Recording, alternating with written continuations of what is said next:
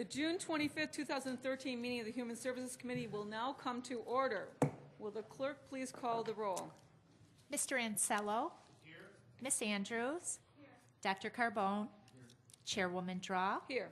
Mr. Gamina. Here. Ms. Kaylee. Mr. Lightfoot. Dr. Quattro. Here. Mrs. Valerio. Here. Thank you. Mr. Lightfoot. Thank you. Okay, is there anyone signed up for public forum? Seeing. There is none. Okay, and I don't see anyone else in the chambers. The next item on the agenda is the approval of minutes. You have the May 21st, 2013 minutes. They will stand approved unless the clerk is notified of any changes by the end of the day. And the next item on the agenda is new business. Madam Clerk. Referral 13-197. Moved by Legislator Quattro, seconded by Legislator Carbone. Is there any discussion on this? Legislator Andrews. Thank you, Madam Chair. And through you to the administration, just quickly, if you could explain why this program will no longer be run out of the Children's Institute and instead is going to be going to the Workforce Development Institute, please. Through the chair, the state budget actually designated the Workforce Development Institute as the facilitated enroller for this funding. And thank you.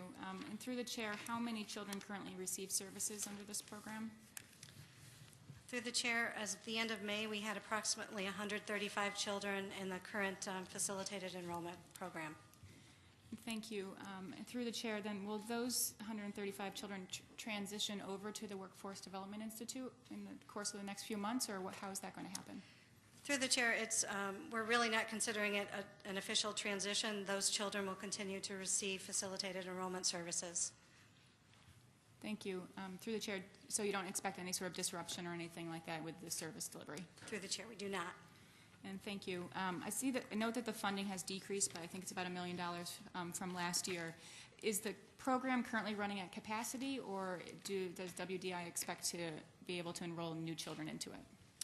Through the chair, WDI does expect to enroll new children into the program. And thank you. Do you have any idea, through the chair, about how many?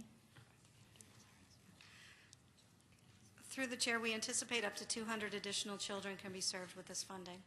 Wonderful. And then just my last question, is it accurate, through the chair, that I guess one of the county's current child care programs is closed to new applicants, so some of those applicants will be moved over to apply through WDI? Is that correct? Through the chair, I'm not sure I understand the question. I'm sorry.